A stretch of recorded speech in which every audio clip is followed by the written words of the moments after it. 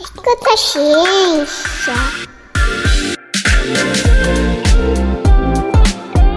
Olá, hoje temos um Escuta Ciência muito especial. E quando falamos que é especial, geralmente é porque temos convidado ou convidados no plural. E dessa vez, os convidados não são cientistas, mas poderiam ser. Será? Vamos falar de arte dialogando com a ciência, mas primeiro, eu sou a Letícia Sarturi. E eu sou o Júlio Ponce. Pois é, Júlio, estamos aqui hoje com um convidado e uma convidada que são muito especiais aí, que estão sempre dialogando com a ciência de alguma forma, com os trabalhos deles. E eu quero primeiro, antes de mais nada, que eles se apresentem, né? Porque eu acho que para se apresentar sempre é melhor a pessoa se apresentar. E aí vamos começar aí pela Paula. Paula Vilar, prazer te ter aqui no Escuta Ciência. Oi, gente, tudo bem? Agradecer o convite, né? Primeira coisa. Meu nome é Paula Vilar, mas muita gente acaba me conhecendo como Arte Vilar, porque é rede social, né? Mas meu nome é Paula. Eu tenho 30 anos, na verdade eu sou formada em psicologia, mas uns 2 anos que eu trabalho só com desenho agora, e fica naquela, né? Sou ilustradora, ou cartunista, ou chargista, essa tríplice aí. Às vezes eu falo um, falo outro. E sou carioca também, moro no Rio de Janeiro, sou do Rio de Janeiro. Basicamente é isso, né, no geralzão. Hoje é o dia dos sotaques. Né? É forte. Porque o outro convidado é o Carlos Ruas. Prazer, Carlos Ruas. É muito bom ter você aqui, finalmente, né? A gente conseguiu gravar esse episódio. Verdade, as agendas conciliaram, né? Finalmente. E muito obrigado pelo convite, Júlio, Letícia. É um prazer estar aqui em prol da divulgação científica, né? Não importa quantos convites forem, eu sempre sou a favor dessa causa, eu sempre estarei presente apoiando essa causa. E assim como a querida Paula, eu venho de terras também cariocas. Eu sou niteroense, na verdade eu sou do outro lado da Bahia, de Guanabara. Nasci e cresci em Niterói, sou bem bairrista. As praias de Niterói são maravilhosas. Quem quiser conhecer o Rio, gente, Ipanema, Copacabana é bacana, mas Itacoatiara, Cambuinhas, nossa, fica aí, hashtag fica a dica, tá? E eu sou o criador das tirinhas num sábado qualquer, pra quem não sabe, eu faço humor com as divindades pelo mundo. E aproveito também, coloco sempre um pouquinho de conhecimento, de ciência no meio disso. E a gente vai conversar um pouquinho sobre isso hoje. É isso aí. Assim, é muito legal ter vocês aqui, especialmente porque vocês mostraram muito claramente esse papel de unir o trabalho de vocês ao trabalho da ciência nesse período tão obscuro que a gente viveu nos últimos anos e que a gente ainda está vivendo, de ataque à ciência, né, de distorção da realidade, de fake news. Então, assim, é bem importante a gente ter esse diálogo e também saber que não são só os cientistas que lutam pela ciência, mas a gente tem uma série de outras pessoas boas e com sotaques muito legais aí, sotaques cariocas, que são, assim, ó, é um dos sotaques mais legais que tem, viu? Isso eu tenho que admitir. Não conheço nada, assim, de Rio de Janeiro. Não tive oportunidade ainda de ir e falei que só vou se for para um carioca ou uma carioca ir junto para me acompanhar, porque eu quero conhecer de verdade, né? Não assim, não tipo CVC, né? Da vida. Sim. Venha. Pode deixar, vamos lá. Para começar, então, essa nossa conversa, eu acho bem importante, primeiro, o ouvinte ir lá e checar as redes sociais e conhecer lá o trabalho de vocês, quem não conhece ainda. Eu acredito que muita gente já conheça, mas, assim, vai lá nas redes sociais, procurem conhecer o trabalho da Paula e do Carlos Ruas, porque eu acho que a gente também usa o Escuta Ciência para divulgar os trabalhos legais que estão acontecendo, e a gente tem que formar essa rede mesmo de divulgação de trabalhos importantes, especialmente esses trabalhos que ajudam também a ciência. Mas para começar de verdade o episódio, eu queria primeiro que vocês falassem quando que vocês decidiram começar a trabalhar como artista, de onde veio, porque que nem a Paula falou que ela é psicóloga, como que veio essa vontade de trabalhar como artista. É importante porque o episódio é mais sobre vocês do que a gente, é mais para vocês falarem do que a gente mesmo, né, Júlio? É, isso aí, a gente tá aqui como fã, admirador, tanto da capacidade de vocês de traduzirem conceitos tão complexos em uma forma tão concisa como é um quadro de um desenho, mas a gente quer saber como é que vocês se inspiraram primeiro para se enveredar pelas artes e depois para dentro das artes falar tão bem de ciência quanto vocês falam. Vamos lá, quem começa? Quer começar, Carlos? Bem, ok, pode ser. Eu vou falar como eu comecei a desenhar e como a ciência entrou na minha vida. Ótimo. Bem, desenhar eu já desenho desde criança. Meu pai, ele fazia tirinha, isso é uma curiosidade interessante, ele é psiquiatra. E psiquiatra, assim, estereótipo, careca, barbudo, a la Freud. E ele fazia tirinha como hobby para um jornalzinho regional. E eu era criança, eu ficava lendo. E isso acho que teve muita influência em cima de mim. Além disso, ele me dava Asterix para eu ler. Eu lia em fio. Então, desde muito pequeno, eu já entendia também a crítica política, a crítica social, que tirinha não é só humor, não é só para ser Garfield, engraçadinho. Tem outras formas de você passar aquilo que você pensa que impactam a pessoa que está lendo. Não precisa ser necessariamente só humor. E desde criança eu faço tirinha, desde criança. Inventava jornalzinho, eu fui o chargista do jornal da minha escola, então isso sempre esteve em mim, né? Sou fã dos integrantes do Pasquim. Então, assim, se não existisse tirinha do mundo, nossa, eu não sei o que eu faria da minha vida, porque eu sou muito bom nisso, mas em todo o resto eu sou terrível. Eu fiquei 2 meses viajando pro Rio de Janeiro pra ver minha família. Quando eu voltei, não lembrava o endereço da minha casa. Meu Deus! Eu sou bom em criar informação, mas eu não sou bom em fixar informação. Cada um com o seu, né? Se eu fico muito tempo sem praticar, eu esqueço. Pode ser até um número da minha casa. Também, viu? Acho que é terrível assim isso. Pois bem, né? Mas vou aproveitar aquilo que eu sou bom, que é criar. E com 23 anos eu comecei a criar tirinhas de Um Sábado Qualquer. Tem 13 anos já de existência Um Sábado Qualquer. E que eu sempre tive muita curiosidade em entender, assim como a ciência pesquisa os mistérios do universo, digamos que lá atrás a religião começou com esse caminho também de pesquisar os segredos do universo. Mas a religião foi para Deus, a ciência foi para um método científico. Tomaram caminhos bem opostos, assim como a astrologia e a astronomia, né? São bem opostos, mas lá atrás começaram juntos, pela mesma curiosidade. E eu tenho muita curiosidade em pesquisar essas verdades, digamos assim, como o mundo surgiu, de onde viemos. E as religiões, elas traziam como picanhas no alho, num rodízio de churrascaria, uma resposta mais interessante que a outra, todas para confortar a nossa alma, trazendo uma vida após a morte, né? Porque se a religião trazer uma... Não vai ter vida após a morte, né? Não vai divulgar, o marketing não vai funcionar. Tem que ter vida após a morte para a religião funcionar. Tem que ter o conforto pra gente, tem que ter final feliz. Eu adorava pesquisar isso e comecei a criar quadrinhos com isso, mas gerando mais dúvida do que catequizando. Eu sou uma pessoa que tem muitas dúvidas, sou muito curioso. Então a minha ideia era realmente trazer a dúvida, trazer confusão, colocar os deuses no boteco, porque você está certo, porque eu estou errado, veja bem.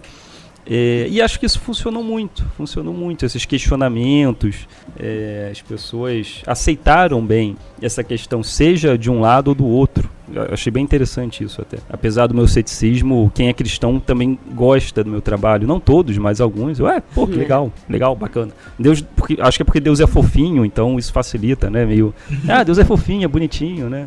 Vai ver o que ele está falando, né? Mas tudo bem. E quando a ciência entrou na minha vida, foi um momento curioso, porque eu até os meus 18 anos, eu era uma pessoa desinteressada, era uma pessoa que não tinha interesse em ter conhecimento, porque a escola me ensinou que conhecimento era uma coisa chata de ser ganhada, porque você é obrigado a aprender o que você não quer, no horário que você não quer, durante 5, 10 horas do seu dia, diariamente, durante seus próximos 15, 20 anos. Então, o que eu mais aprendi que saco é aprender, que saco é ler um livro, não gosto. Demorou anos para eu me desintoxicar desse pensamento. E acontece que eu estava num curso de inglês, eu estava com um amiguinho meu do lado, um conhecido do curso de inglês, e eu descobri, a gente andando pro ponto do ônibus, quando encerrou-se o curso, a gente conversando, eu descobri que ele era criacionista. E foi a primeira vez que eu tive contato com 18 anos com um criacionista. Tipo, olha, eles existem, né? Eu sou cria do meu pai. Meu pai, ele é cético, super ateu, ele se explodiria por Nietzsche, na minha opinião, em praça pública.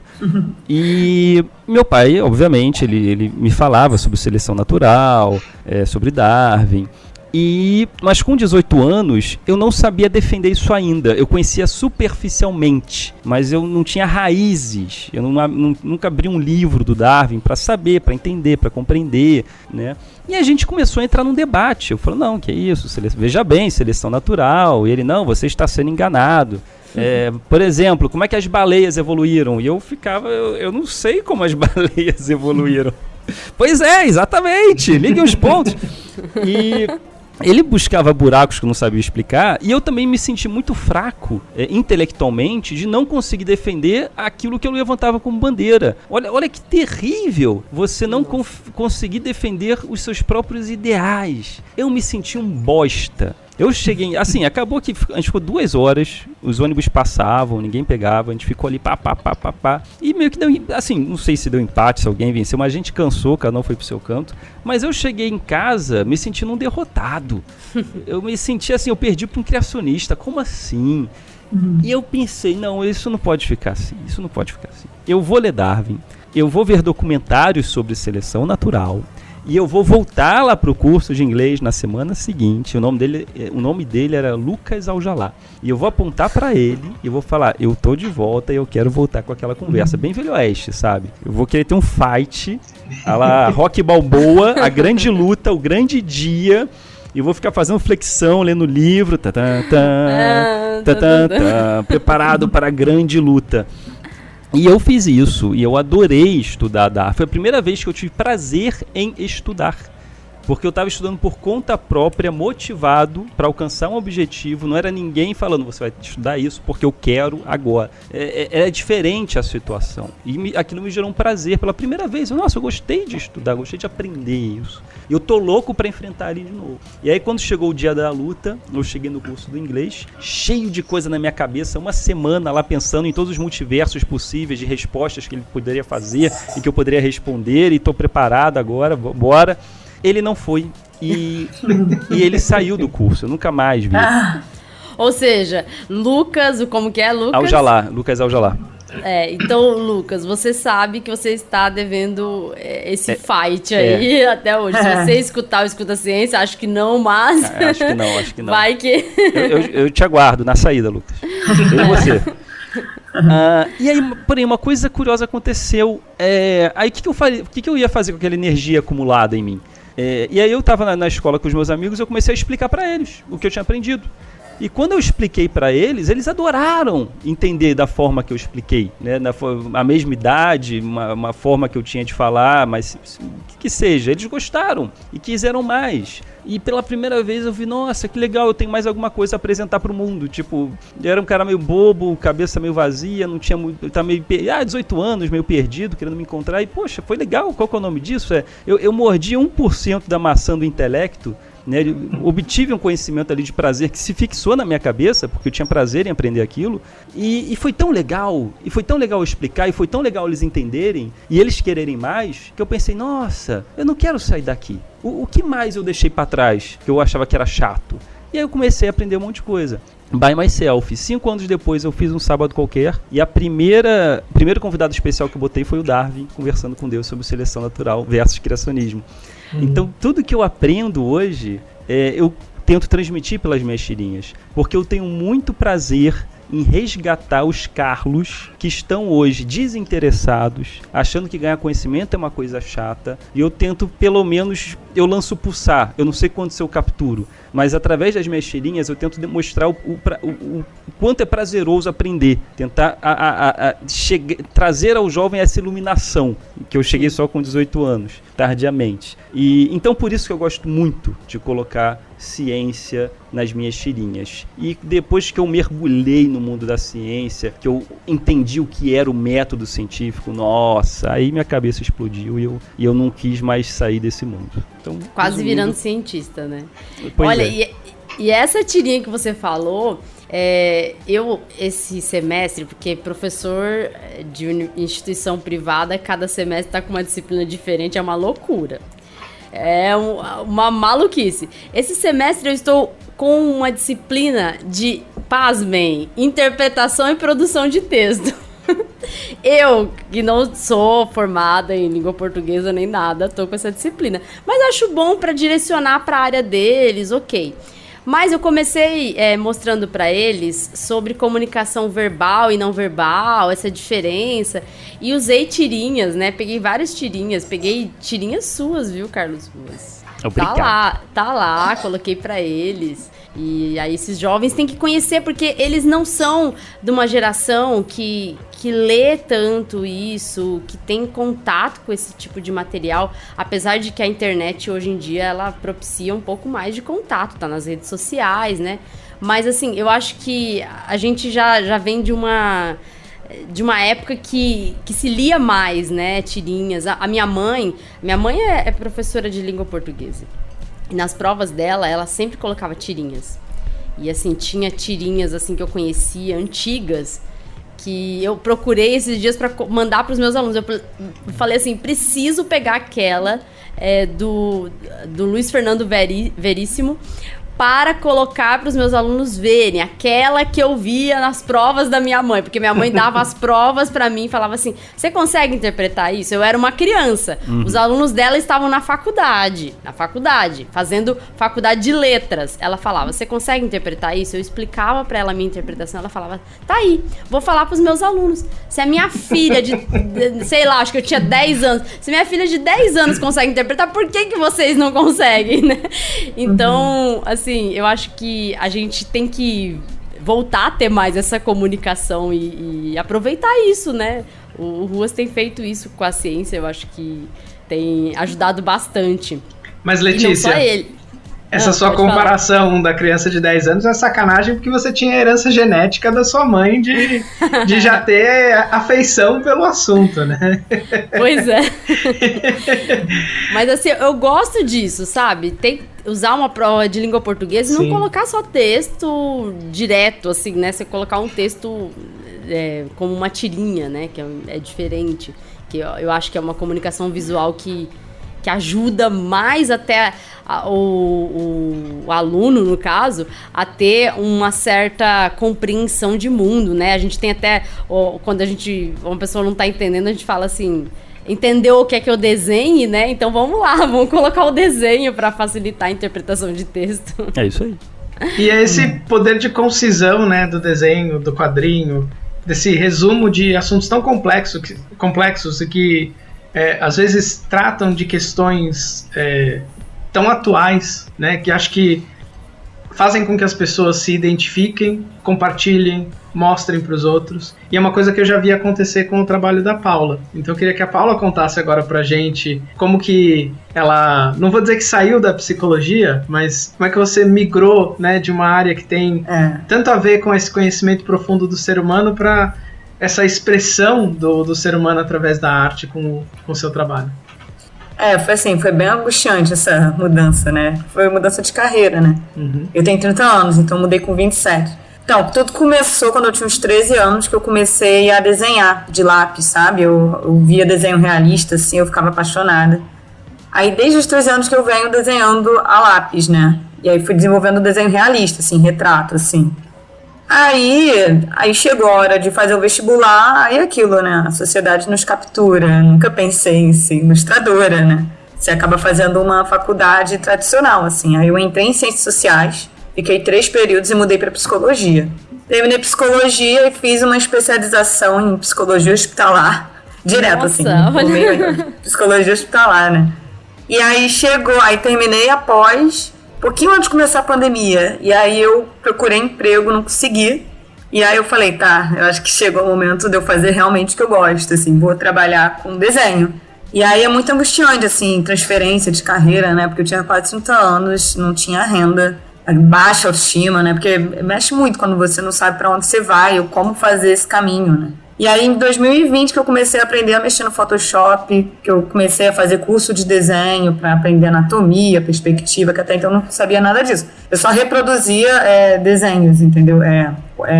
Fotografias. Aí eu comecei a fazer curso 2020 inteiro. 2021, que eu tava com muita tristeza, né? Que a gente tava no auge da pandemia, né? Fevereiro de 2021.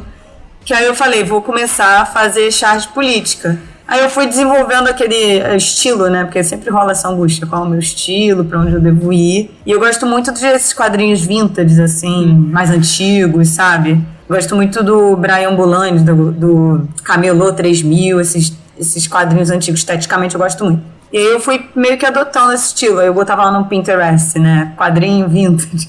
Ficava buscando referências, né? Até que fui achando um estilo, assim, uma configuração lá no Photoshop. E aí fui fazendo críticas ao governo Bolsonaro. E aí todo dia eu fazia charge. Aí começou o Instagram, né? A rodar mais. Aí sim eu conseguia ter mais oferta de freelance, de trabalho. Uhum. E aí sim eu consegui realmente fazer essa transferência, assim, de carreira. Então... Hoje, cada dia que passa, eu tô me despedindo um pouquinho mais da psicologia. É meio triste, assim, sabe? Pensar que cada vez menos eu posso falar, assim, de psicologia com algum embasamento, porque, querendo ou não, eu tô esquecendo a graduação, tô esquecendo a matéria, entendeu? Tô ficando por trás, assim, porque eu tenho minhas amigas de psicologia, elas participam dos congressos, de tudo, e eu não. Então, eu vou agora cancelar meu CRP. Esse tudo tem que cancelar ainda, que vai ser meio uma ruptura mesmo. Apesar que, assim, eu gosto de falar de saúde mental nos quadrinhos, mas não atuo mais. Aí hoje eu só trabalho com charge, cartoon, faço trabalho de ilustração, sabe? Faço encomenda. Hoje eu só trabalho com desenho. Essa foi minha trajetória, assim. Hoje as coisas estão encaminhadas, mas fazer essa transferência de carreira com quase 30 anos foi angustiante, assim. Nossa, eu imagino. Eu vou te falar que eu já pensei, eu tô com quase 35, mas assim, eu já pensei em mudar de carreira nesses últimos 2 anos aí umas 3, 4 vezes pra carreiras diferentes, porque ser professor universitário, tentar fazer alguma coisa, trabalhar com ciência no Brasil tem sido cada vez mais difícil. Enfim, a gente tem um pouco de esperança agora, mas... Sim, pauleira, né? Não é fácil, é o que você falou. Às vezes o mercado de trabalho também condiciona a gente a seguir outros rumos, né? E ainda bem que você foi pra arte, porque a gente pôde aí apreciar o teu trabalho, né? A gente pode ter isso agora pra... E até sintomático pensar, né, que você era uma profissional com a formação mais específica possível para trabalhar durante uma pandemia, né? Ainda mais uma pandemia com todo o peso emocional que a gente teve, né? Então, alguém especializado em psicologia hospitalar no meio de uma pandemia, a gente imaginaria que seria um momento em que abriria mais vaga, né, que teria absorção desse tipo de profissional com essa formação tão específica. Mas eu faço eco ao que a Letícia falou. Eu acho que é um grande ganho para quem admira o seu trabalho, que você tenha conseguido achar essa vertente de colocar, de sintetizar, né? Eu lembro de um que eu vi seu, que era acho que era Bolsonaro medieval, ele segurando... primitivo, tubo de ensaio, né? E quebrando na mão. E daí, assim, é bacana porque é um resumo, né, em um quadro, né? Quando a gente compara o trabalho de vocês dois, o do Carlos geralmente é uma pequena história, né? Em 4 quadros. O seu é um shot só, né? Uma figura só. Eu penso muito nisso. E é uma concisão super bacana, assim. É porque desenvolver 4 quadrinhos com balões, eu sou muito, muito, muito mesmo da síntese. Meu pensamento trava, assim, desenvolver uma historinha, um diálogo, assim. Mas eu vejo muitos cartunistas, como o Carlos, que faz uma história, assim, de troca de balões, assim. Eu acho incrível, incrível. Eu faço geralmente um quadrinho, assim, só. E acho que é bacana... Eu oscilo entre a tirinha e às vezes eu consigo fazer charges. Mas o poder da simplificação é uma coisa maravilhosa. Porque às vezes o desafio que é você pegar às vezes uma redação e conseguir passar o que essa redação está falando, e não é uma coisa simples, é uma coisa complexa, você conseguir transmitir isso com uma imagem, uma imagem. É muito difícil. É muito difícil, é um puzzle. E acredito que seja para Paula, assim como para mim, é muito prazeroso a gente tentar desvendar esse puzzle. É como se eu estivesse fazendo um caça-palavra. Tipo, dá para fazer, mas não é fácil, você tá ali matutando. Então, assim, como é que eu transformo esse argumento em uma imagem? É o desafio. Eu nunca parto do princípio que, não dá. Não, sempre dá. É você que não tá achando o caminho. Né? Mas em compensação... Vamos lá. Em compensação, Carlos, eu acho que o seu trabalho também tem, às vezes, quando você conta a história, um crescendo que termina com uma quebra de expectativa, né? Porque você leva o leitor a pensar, ele vai falar alguma coisa, o personagem vai agir desse jeito, chega no último quadrinho, o personagem faz alguma coisa pra quebrar a expectativa e pra te colocar pra pensar, né? Mas isso é uma fórmula do humor. Isso mas eu acho super bacana.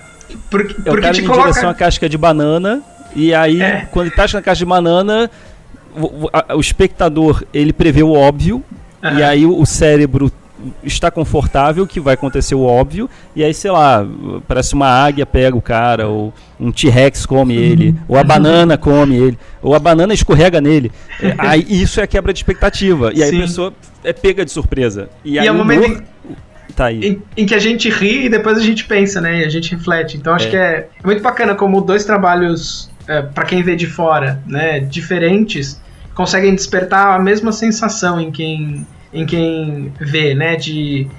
Tem uma camada que você olha e você entende, talvez o primeiro nível do que está sendo dito ali, mas daí quando você para e reflete, você vê que, né, o quadrinho ele tem mais de uma interpretação, a imagem ela pode te levar para pensar, né, alguma coisa, um detalhe, alguma coisa que você não tenha visto, e acho que, como a Letícia bem colocou, são talentos que eu e ela a gente não tem, a gente tem outros no mundo da ciência. Então é muito bom que vocês consigam fazer isso e a gente possa usufruir e às vezes até usar nas nossas aulas, nas nossas apresentações para ilustrar os pontos.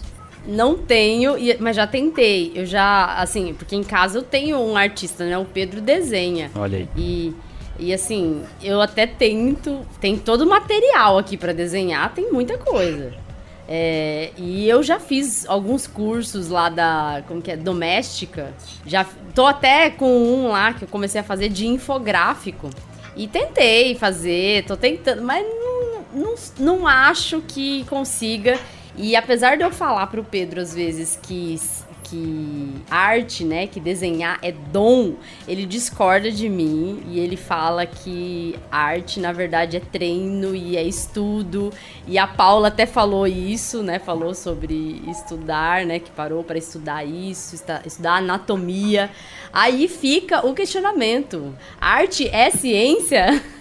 Será que arte é ciência? O que vocês acham sobre isso? Nossa, quando eu vi o roteiro, eu falei, caraca, primeiro eu precisaria saber exatamente o que é ciência. Que eu lembro que na psicologia eu tive matéria de método científico, né? Que tem várias, né? Tem experimentação, tem várias vertentes. Vertente não, né? Não sei como. Aí quando você mandou, meu Deus, o que é ciência? O que é arte? Será que eu vou conseguir responder isso? Aí a gente desenvolve aqui. Pois é. E aí, Ruas, você acha que arte é ciência? Olha, eu acho que arte e ciência são coisas separadas, porém que gostam de andar de mãos dadas. Sim, olha aí, até rimou isso. Rimou. Pois é, porque... Vai entrar lá no Pensador, Carlos Ruas. Tipo, uma criança de 5 anos que faz um desenho com tinta no papel, eu não diria que tem ciência ali, eu diria que tem arte. Mas um artista que usa geometria, por exemplo, para passar a sua arte. Escher, para quem não sabe, aquele desenho que a pomba vai virando réptil, ou aquele cara que segura uma esfera e se desenha, ou aquela escada infinita. Isso é Escher. E o Escher, ele usava matemática para fazer esses desenhos. Ele unia a matemática com a arte e ele criou uma coisa nova ali, ilusões de óticas maravilhosas. Então, a ciência sempre está muito presente na vida de muitos artistas. No meu caso, eu passo ciência através da arte, né? Assim como Raul Seixas falava que ele não era cantor, né? Ele era tipo um filósofo e passava a filosofia lá da sociedade alternativa através da música. E eu gosto de passar ciência através da arte. É a forma que eu tenho de expressar e de propagar a palavra de Darwin da ciência. Então acho que a minha definição seria essa, né? São coisas separadas, mas que gostam de andar de mãos dadas.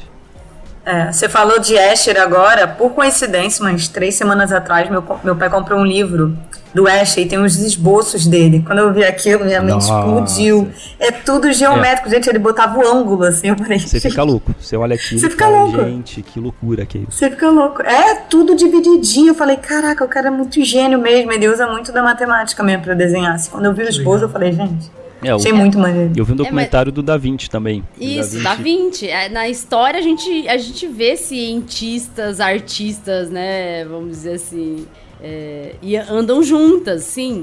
Mas assim, pensando mesmo nisso, a gente pode dizer até que pra ciência, às vezes você... é exigido de você um pouco de intuição também, alguma coisa de artista também, né? Então, assim, andam juntas, apesar da arte depender de, às vezes, algum estudo, por exemplo, de anatomia, você precisa estudar ciência para, às vezes, desenhar, como a Paula falou, né? Estudar anatomia para fazer os desenhos cada vez melhor, para fazer a sua arte de um jeito que seja anatomicamente plausível, né? Porque a gente vê, às vezes, uns desenhos de super-heróis com umas heroínas que tem uma cintura e uma bunda, assim, que é totalmente impossível anatomicamente, né? Então, andam juntas mesmo. Tem que andar, né? Porque senão fica aquela loucura da gente usar a arte até pra reconstruir um mundo diferente da realidade. Aí a gente faz um papel inverso do que a gente deseja que a arte faça, né? Sabe o que você me lembrou? Quando eu tava na psicologia, eu peguei uma matéria letiva chamada Criatividade. E era muito legal, que ele falava desse aspecto cognitivo, né? Que é um aspecto cognitivo, a criatividade. E é muito errado as pessoas associarem criatividade só com artista, porque, na verdade, a criatividade é para todo mundo, né? Os cientistas, eles têm uma saída ali criativa que indica para aquilo que é uma intuição mesmo, e aí você faz todos os experimentos e aquilo se confirma, talvez. Então, criatividade é de todo mundo, né? Não é só dos artistas, é de cientista também. Sim. Isso é muito, muito interessante também. E assim, uma coisa interessante que hoje em dia, pelo menos na nossa área, na minha área do Júlio, que todo artigo científico que se submete aí, assim, a maior parte das revistas, pelo menos, solicita junto um gráfico, na verdade um desenho mesmo, um desenho resumindo o que você encontrou. Então não é um gráfico, é um desenho mostrando ali o mecanismo que você observou, os seus resultados principais, ilustrando mesmo para mostrar para o leitor, e o leitor de um artigo científico a gente sabe que geralmente é um cientista, mas para mostrar para um leitor de maneira mais didática possível o resultado encontrado na revista. Aí vocês veem assim, esse caminho da ciência querer dialogar com a arte, né? Sim. E aí para conseguir alcançar o público em geral. Exato. A arte é uma boa cola, é um bom elo para unir os dois mundos. É o que o Carl Sagan fazia. Através do seu documentário Cosmo, a gente pode considerar a arte. Ele utilizava isso para poder levar a ciência para o público em geral, para mostrar que não é uma coisa elitizada ali de 1% da população acadêmica, né? E eu sou um discípulo de Carl Sagan. Eu aprendi muito com ele e eu tento seguir esse conselho. Tipo, eu tento usar da minha arte para propagar ciência. Esse é onde eu me encontrei no Cosmo, né? E vou ficar muito feliz fazendo isso até o final da minha vida. Né? Quanto mais educação científica as pessoas tiverem, melhor para o nosso país. Então cabe a gente, os cientistas fazem um trabalho maravilhoso, e cabe a gente, artista, conseguir cada vez mais, e os influenciadores científicos da internet fazem um ótimo trabalho também, que conseguem mastigar a informação mais complexa de um estudo científico para levar para a população em geral.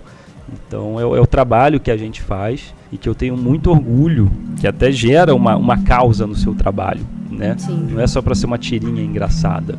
O humor, ele é só um ingrediente do bolo, na minha opinião. Quando o humor vem acompanhado com uma crítica, com um conhecimento, a receita fica muito mais gostosa. Então isso é uma coisa que eu sempre tento passar adiante. Eu não quero fazer a tirinha só porque é engraçada.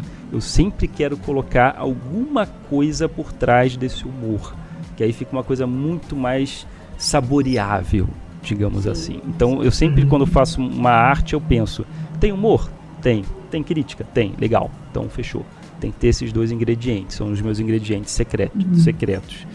E baseado nisso, na época de pandemia, às vezes a gente cria, não só nos momentos felizes, mas a gente cria nos momentos de ódio também, né?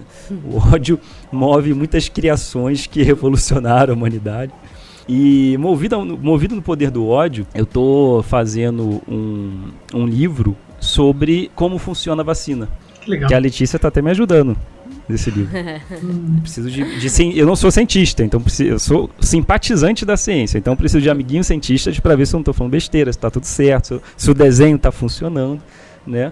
Porque teve tanta campanha anti-vacina, tipo, aquilo que salvaria vidas, algumas pessoas botavam como culpado de estar tirando as vidas. É muito louco isso.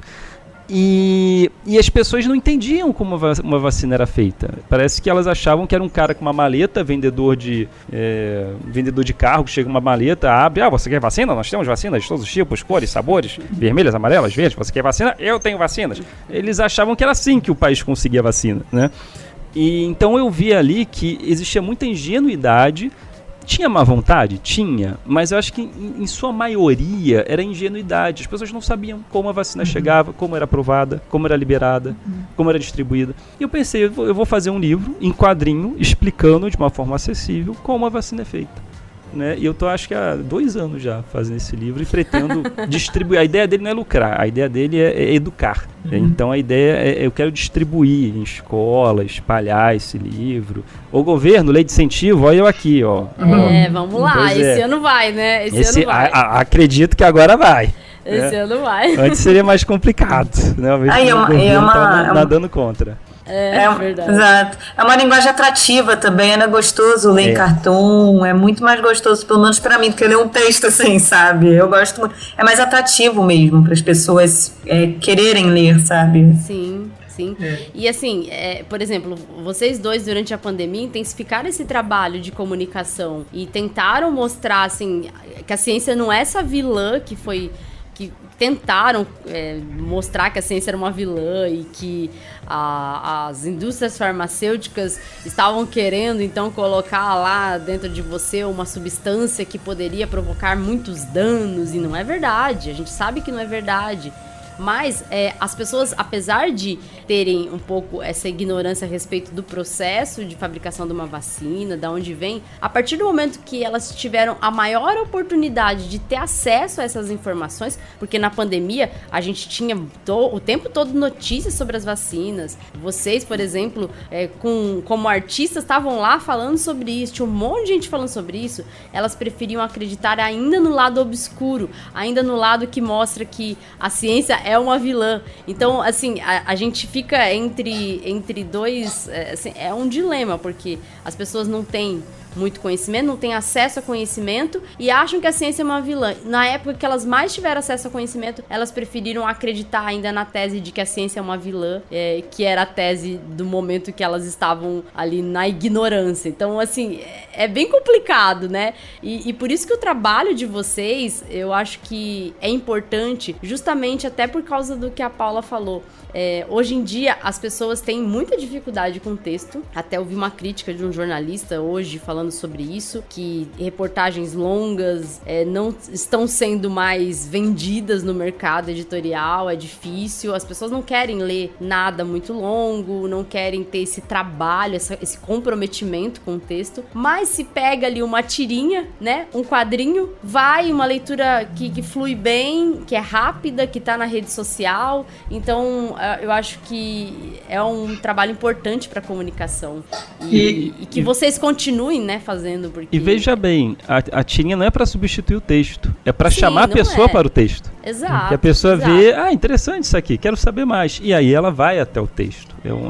É mais um veículo para ajudar no interesse. Né? É um atrativo. É jogar uma balinha ali no texto complexo. Eu acho que essa rapidez, esse dinamismo, né, que a tirinha, a charge trazem, foi uma coisa que o lado que era contra a vacina soube usar muito bem. Então, se a gente vai pesquisar onde que eles conseguiam aspas, informação de que a vacina era perigosa e tudo mais, eram geralmente vídeos com linguagem simples, edição muito rápida e às vezes com um apelo à autoridade, né? Então, eu estou aqui falando com o Dr. Hans Krutz, que ele falou que o mRNA vai entrar na sua célula e vai substituir o seu DNA. Né? E eu acho que seu código, né? Eu acho que se você consegue perceber o que está atraindo as pessoas para esse tipo de conteúdo, porque ele é fácil de consumir, ele é fácil de compartilhar, ele não exige né, que eu dedique 15 minutos do meu dia para ler um texto longo. Eu acho que se a gente usa dessas mesmas ferramentas para atrair as pessoas para um conteúdo de melhor qualidade, né, como o Carlos bem falou, para atrair o pessoal para ler um texto, para ler um artigo, para ver um fio de Twitter que seja, a gente consegue trazer esse chamariz com o mesmo poder atrativo que um viral com informação falsa teria. Sim. Sabe o que eu pensei agora? Eu pensei numa coisa agora. Como é que essas fake news se propagam? Eles têm um poder muito grande virtual e principalmente grupos. Telegram tem grupo infinito, não tem limitação. E você entra nesses grupos de fake news, como forma até de estudo, eu cheguei a dar uma olhada para ver. E assim, é um chorume bizarro. E assim, você vai ver, tem 500 mil pessoas naquele grupo. E recebem em um segundo conteúdo, 500 mil pessoas recebendo e propagando. Nossa, é que nem um vírus, né? Vai. Por que a ciência não tem isso, né? Tipo, agora tem grupo de WhatsApp. Por que não criar, que é o WhatsApp mais acessado no Brasil, né? Grupos científicos para propagar todo o material dos influenciadores científicos da internet, seja TikTok, Instagram, tudo que eles criam vai ser propagado, injetado no WhatsApp, nesses grupos. Tipo, compartilhe se você quiser, papapá. Olha aí, o WhatsApp tem grupo agora, gente. Grupo grande então, agora, né? Por que não, né? Eu vou te falar que eu já fiz isso em 2020. Olha aí. Lá no Twitter chamei para isso, chamei atenção para que os cientistas, divulgadores científicos e quem tivesse a fim de entrar nessa de divulgar ciência, de pensar numa educação científica da população, para a gente pensar estratégias. E foi feito um grupo no Telegram e na época até tentamos lá fazer, vamos lá, cada um posta o conteúdo que tiver, a gente tenta propagar nas redes, tudo, e entraram pessoas que eram do jornalismo, entraram várias pessoas diferentes, da ciência, artistas. E só que assim, eu acho que as pessoas que não vai pra frente porque não tem o mesmo empenho, sabe, dos grupos de fake news. Mas todo mundo comentava ou não? Era só pra receber? Não, todo mundo comentava. Era um grupo que todo mundo comentava. Todo mundo comentava. Assim, podia conversar, tudo, discutir isso. No começo estava dando muito certo, só que eu acho que cada um vai se envolvendo com o seu trabalho. Falta um pouco de tempo, às vezes, para se dedicar a isso e começa a esquecer desse propósito. Eu sempre fico preocupada, porque eu acho que o trabalho da gente, quando tem um propósito, ele acaba sendo mais importante ainda, né? Então, assim... eu sou professora, tenho o propósito de formar lá profissionais da saúde e tento seguir nesse propósito, tento fazer o meu trabalho da melhor forma possível. Fico feliz quando dá certo. E como divulgadora científica, eu fico muito feliz quando tem um propósito associado a isso, e a gente viu isso na pandemia, muitas pessoas agradecendo, tudo, mas às vezes o trabalho acaba sendo tão mecânico, ainda mais quando quem já está fazendo divulgação científica, já está ali se remunerando por meio desse trabalho, está sendo remunerado pelo trabalho, acaba se tendo tanta dedicação para conseguir pôr as coisas no ar e talvez não sobre nem tempo para pensar no propósito.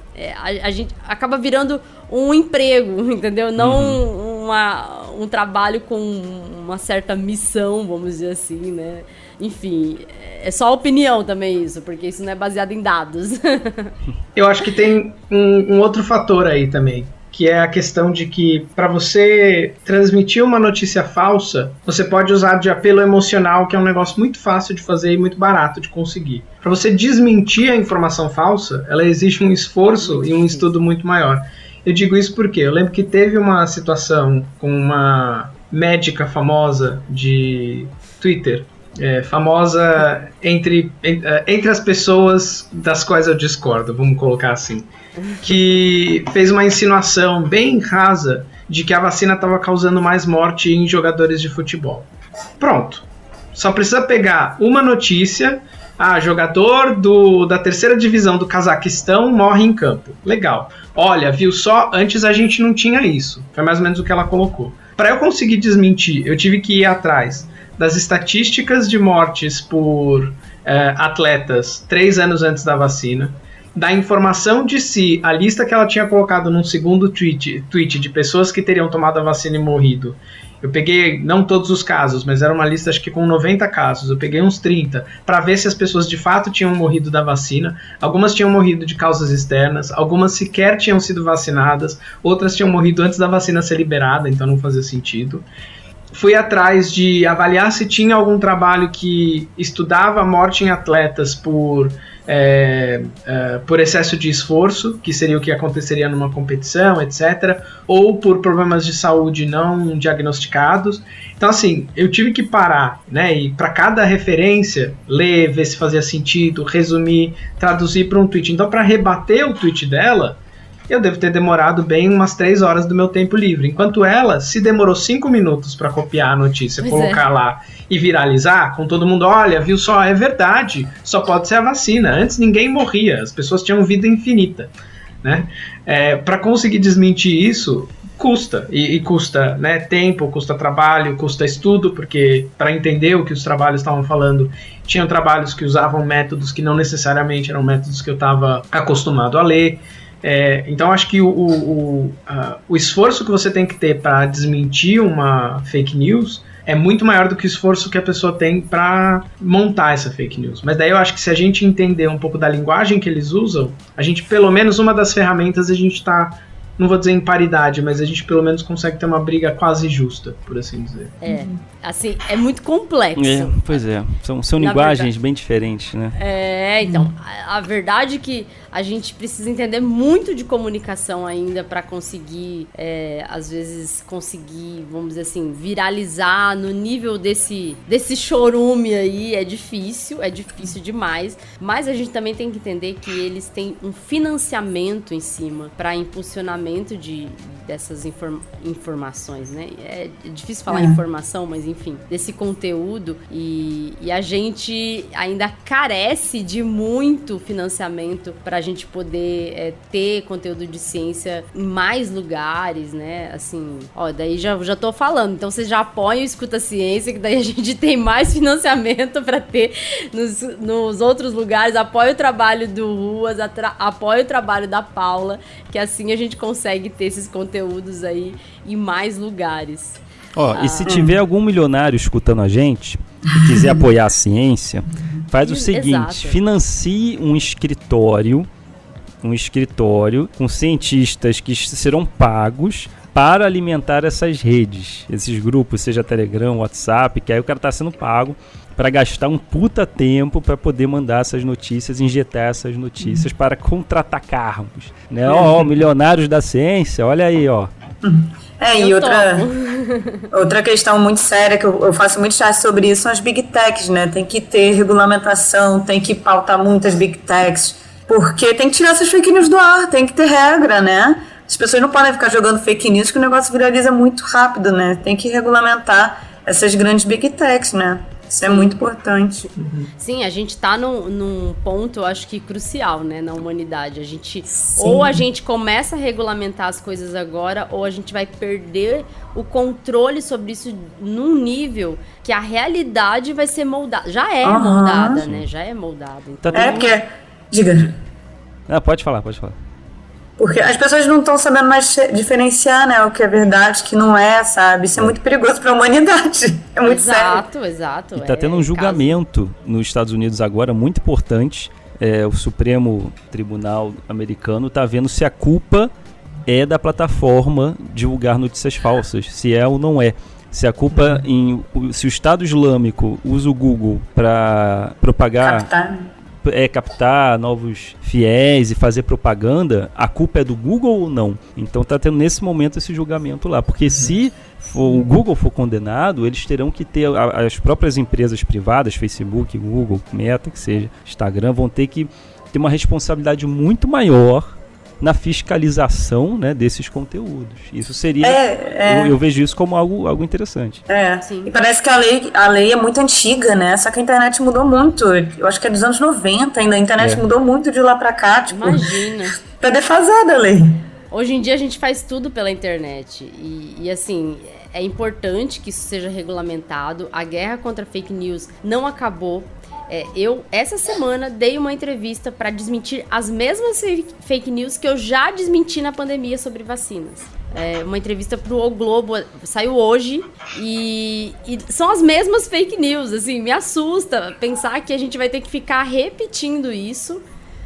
E talvez a gente só melhore isso com muita educação científica da população. Por isso que eu acho que o trabalho do Ruas, o trabalho da Paula, são trabalhos muito importantes nas redes sociais, porque as pessoas hoje estão cada vez mais nas redes sociais, e é ali o momento que a gente tem como colocar ali algum conteúdo que pode chamar atenção para estudar mais a fundo algum tema, e também para comunicar alguma coisa que tire ali o foco de fake news, de informações que são informações erradas e que já tem até uma estética errada, que já sinaliza que é errada.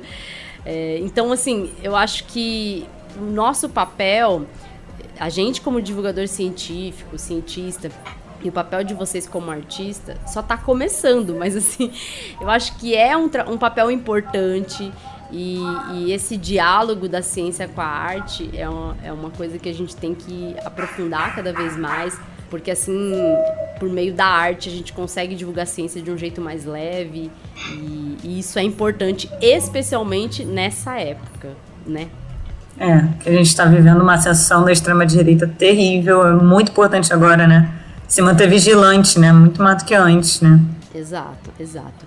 Bom, gente, eu tenho que ser a chata, nossa conversa tá muito boa, mas eu tenho que ser a chata de parar, porque a gente tem tempo, né, episódio, a gente não pode ficar gravando 8 horas direto. Tem um podcast aí que meu marido escuta, que é o MDM, não sei se vocês escutam, que eles gravam, às vezes, episódios de 8 horas. Eles ficam conversando. Nossa. É muito tempo. Eu ia até pegar uma cervejinha. Não, eu já tô muito velho pra isso. Não dá. A gente não aguenta mais, não. Não aguento. Não, é melhor presencialmente. Se for pra conversar muito, é melhor presencialmente. Apesar de que cada um tá num canto diferente, né? Só eu e o Ruas em São Paulo, acho, né? Sim. Cheguei essa semana. Bem-vindo de volta à cidade que você mora. Vamos marcar rolê. Tem só de março. Vamos marcar. Bom, gente, então a gente vai ficando por aqui. Foi um prazer ter vocês aqui. É muito bom conversar sobre isso. Eu acho que a gente só começou essa conversa. Eu acho que dá até pra gente marcar próximas conversas aqui no Escuta Ciência, que sempre vai ser muito bom falar sobre o trabalho de vocês e falar também desse diálogo de arte com ciência. Muito obrigada, viu, por vocês toparem e vir aqui. A gente agradece. Eu adorei conhecer o Carlos também, que eu ainda nunca tinha conhecido ele. Adorei. E, bem, e agradeço também a todos que estão assistindo o podcast. E para quem quiser conhecer mais o meu trabalho, @um sábado qualquer, @Carlos Ruas, também tem o meu perfil pessoal, que eu coloco tirinhas com outras temáticas e muitas envolvendo psicologia também, que eu adoro essa temática e gosto também de reproduzir ilustrativamente, ter esse desafio. E o Cães e Gatos também, @Cães e Gatos, principalmente Instagram. Tô tentando navegar no TikTok, @Carlos Ruas também no TikTok, tô brincando lá. E quem quiser dar uma olhada. E você, Paula, quais são suas redes? O meu no Instagram é Arte Vilar, Vilar com 2 L's, que é o meu sobrenome.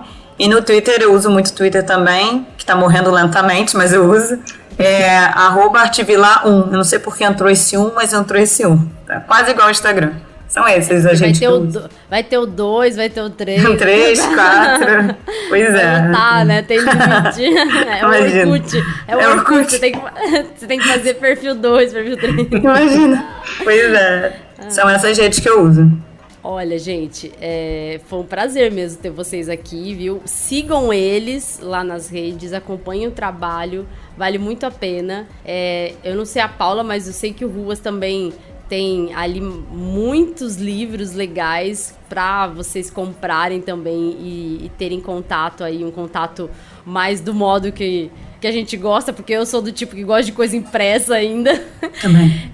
Bem mais. Então, você não tem nenhum livro, Paula? Não, ainda vou publicar. Eu comecei mais recentemente a fazer uma coleção. Já estou fazendo, né? Juntando as chaves, os cartões para publicar. No final desse ano, vamos ver. Avisa quando sair que a gente te chama para vir aqui divulgar, né? Qualquer dúvida sobre Catarse, pode me perguntar, que eu tô já há 10 anos aí na pista já do Catarse. Eu vou perguntar sim. Eu vou fazer com o seu como eu fiz com o do Carlos, a Bíblia Católica e o livro Pacão.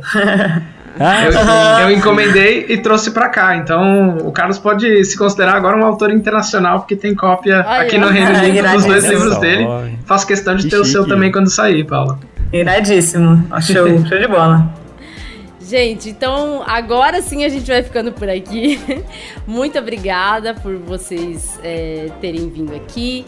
E obrigada a você, ouvinte, por ter chegado até o final. Não esquece de olhar ali na descrição do episódio, que tem todos os links para vocês irem nos perfis da Paula e nos perfis do Ruas, para vocês poderem seguir e acompanhar o trabalho deles. É isso, a gente fica por aqui. Escuta a ciência.